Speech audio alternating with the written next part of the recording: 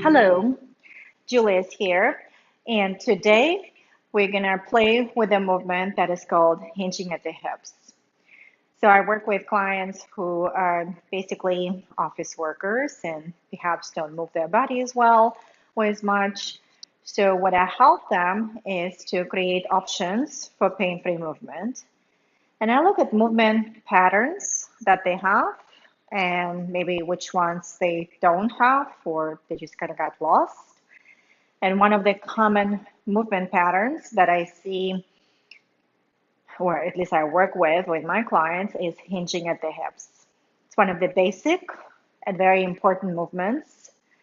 And a lot of times it helps them feel better in the lower back after a long sitting at work.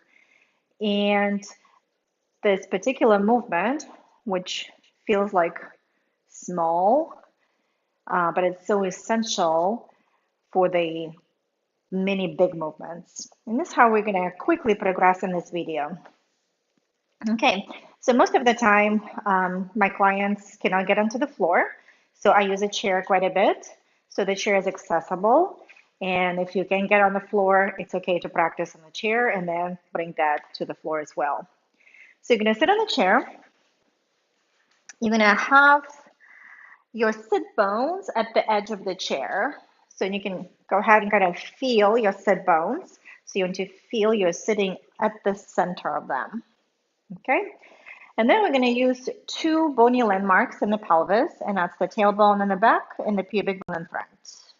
I'm going to try to move them towards each other and then away from each other. So we're going to start by moving the tailbone towards the pubic bone, so which you can feel a lot of lower core contraction and rounding of the back. That's a posterior pelvic tilt. And then you're going to move your pubic bone towards the tailbone, and that's the anterior pelvic tilt. And you have a little bit of arch sensation in the back. And again, you're just going to move tailbone towards pubic bone, tailbone away from the pubic bone. So another point of feedback you can play with is placing your hands on your lower ribs just to see how much movement you're having here, because I can move a lot of here and sort of kind of move the pelvis, but don't actually move the pelvis to its best ability. So you're going to try to keep your hands on the ribs, stay upright, and again, play with a posterior pelvic tilt and anterior pelvic tilt. The movement in the pelvis is very small, but it's there, and you should be able to move both directions, again, to benefit from bigger movements if you are practicing them. And it's one of the forgotten movements. So as we age and don't practice this movement, it just gets out of our movement repertoire. All right, so this is your beginning. This is where you're doing the somatic movement, educating your brain, creating the map to your brain from the pelvis, from that movement, and just making this whole connection so that you can play with it in other variations, which we will as well. So again, sitting on the chair, we're going to practice our progression here. So we're going to posteriorly tilt the pelvis, rounding the back. Then we're going to anteriorly tilt the pelvis, and we're going to fold forward over our legs, keeping the torso more or less parallel. And then come up again. Again, posterior tilt, anterior tilt, hinging at the hips. So if you posteriorly tilt, it creates space in the hip creases. You're going to place your hands there, and then we're going to anteriorly tilt. You're going to close your hands and close that space in the hip crease and forward. Come up again. All right, so we're going to play with the standing version.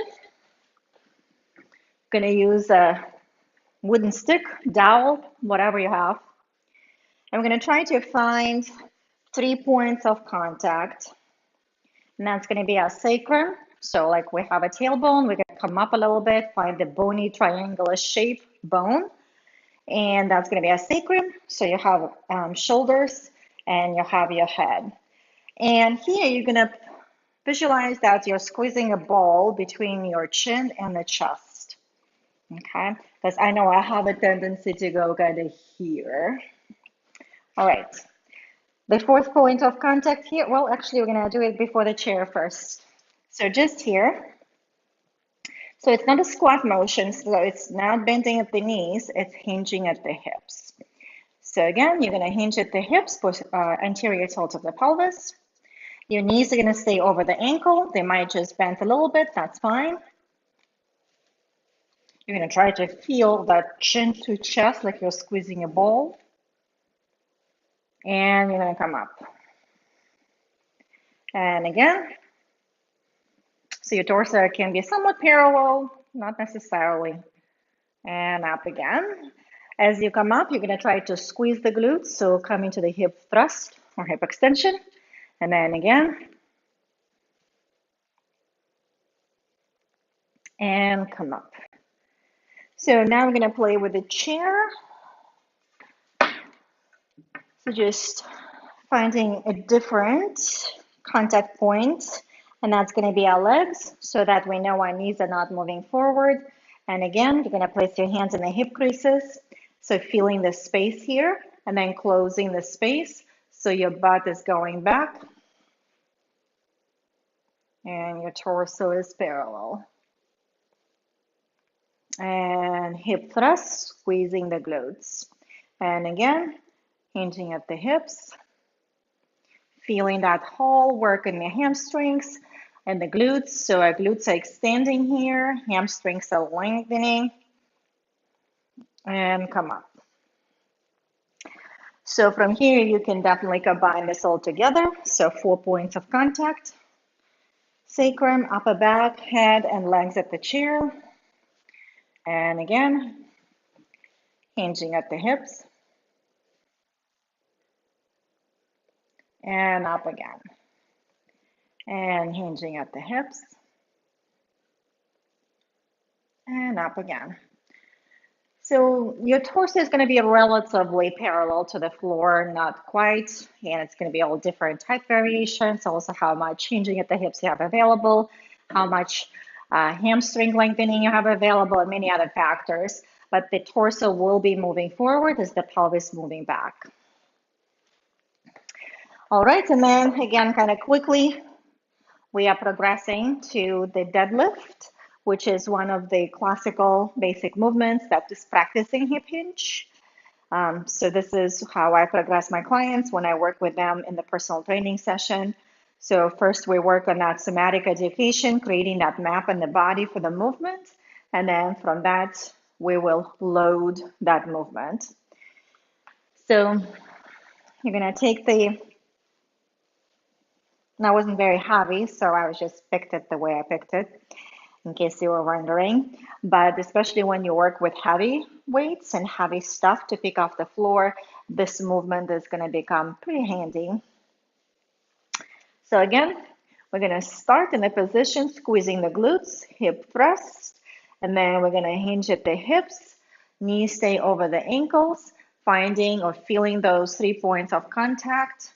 So feeling that extension in the glutes, hamstring lengthening, and as you come up, you're gonna squeeze the glutes.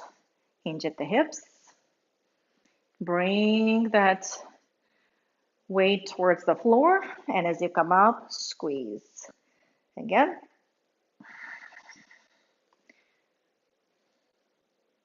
And this time we can leave the weight on the floor, come up, squeeze the glutes. All right, so that's a basic movement pattern that human body should be able to do, experience, have a sense of it.